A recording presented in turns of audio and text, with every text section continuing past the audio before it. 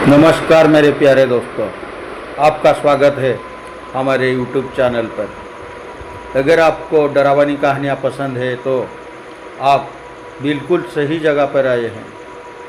आज हम आपको ऐसी कहानी सुनाने जा रहे हैं जो आपकी रूह को हिला कर रख देगी। ये कहानी आपको डराएगी, रोमांचित करेगी और आपको गांव की उस भूतिया हवेली की सच्चाई से रूबरू कराएगी जिसे लोग भुला चुके थे।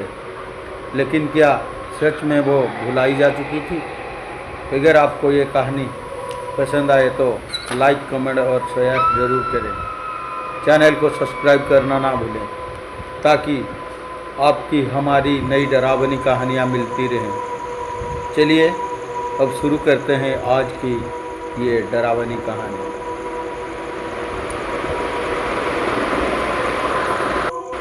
गंगा किनारे बसा शांतिपुर गांव अपनी सुंदरता और आदर्श जीवन शैली के लिए जाना जाता था। गांव में हरियाली से भरे खेत थे जहां किसान मेहनत से काम करते थे। तालाब के किनारे आम और पीपल के पेड़ थे और हर शाम बच्चे वहां खेलते थे। लेकिन इस गांव में एक पुरानी हवेली थी जिसे लोग भूतिया हवेली कहते थे। इस हवेली की कहानी सदियों पुरानी थी। कहते हैं कि यहाँ कभी एक क्रूर जमींदार वीरेंद्र सिंह अपनी पत्नी सुमित्रा के साथ रहता था। वीरेंद्र निर्दयी था, लेकिन सुमित्रा स्वभाव से बहुत ही दयालु थी। वो गांव वालों की मदद करना चाहती थी, लेकिन वीरेंद्र उसे रोकता था। एक दिन सुमित्रा ने छुपकर एक गरीब किसान के बेटी की शादी में मदद कर दी। जब वीरेंद्र को पता चला तो उसने गुस्से में सुमित्रा को हवेली के तहखाने में कैद कर दिया। कहते हैं कि वही दिन था जब हवेली में अजीब घटनाएं होने लगी। कोई साल बीत गए और हवेली वीरान हो गई। गांव वाले कहते थे कि रात में वहां से किसी औरत की रोने की आवाज़ आती थी। कुछ लोग कहते थे कि सुमित्रा की आत्मा अब भी अपने प्रेमी को ढूंढ रही थी। इसी गांव में रोहित नाम का एक युवक रहता था। वो गांव के सबसे अमीर किसान का बेटा था और बहुत साहसी था। रोहित को इस तरह की कहानियाँ पर विश्वास नहीं था। लेकिन एक दिन जब वो रात में खेतों की ओर जा रहा था तो उसे हवेली के पास किसी के गाने की धीमी धीमी आवाज़ सुनाई दी। उसने जब अंदर झांका तो उसने एक सफ़ेद साड़ी में एक लड़की को देखा। उसकी आंखें बहुत ही खूबसूरत थी और उसका चेहरा किसी सपने जैसा लगा। कौन हो तुम? रोहित ने हिम्मत जुटाकर पूछा। लड़की ने मुस्कुरा कर कहा, तुम यहाँ क्यों आए हो? यह जगह तुम्हारे लिए सुरक्षित नहीं है। रोहित को उसकी आवाज़ में एक अजीब आकर्षण महसूस हुआ। वो रोज़ रात को हवेली के पास जाने लगा। धीरे धीरे दोनों में बातें होने लगी। रोहित को समझ में नहीं आ रहा था कि वो लड़की इंसान थी या आत्मा, लेकिन उसे उससे प्यार हो गया था।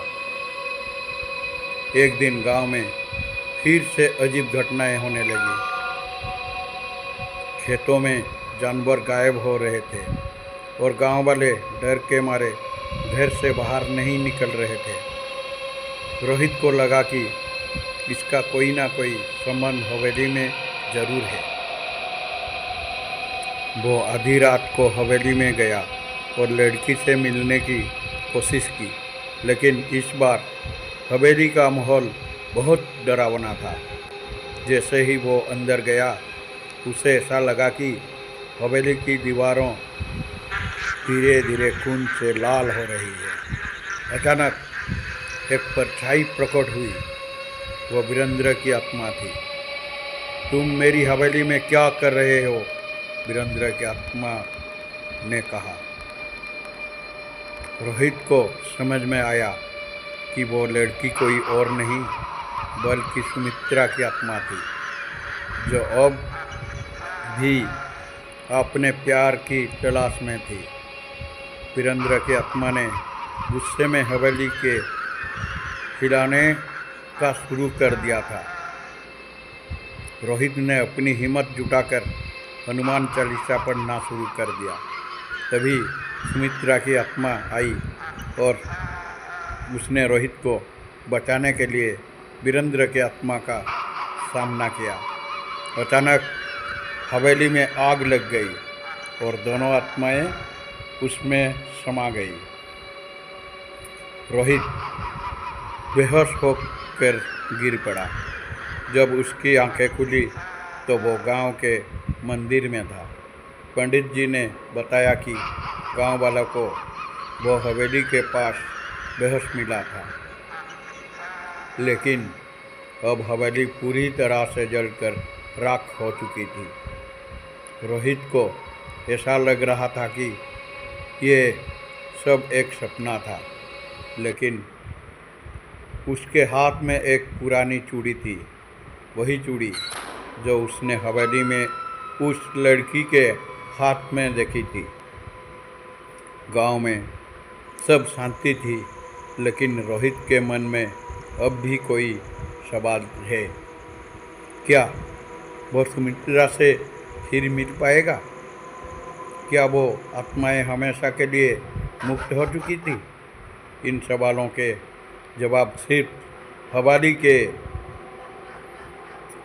खंडहरों में। रोहित को उस लड़की से प्यार हो गया था। क्या वो लड़की फिर से मिलेगी दोबारा? रोहित के मन में ये गूंज रही थी।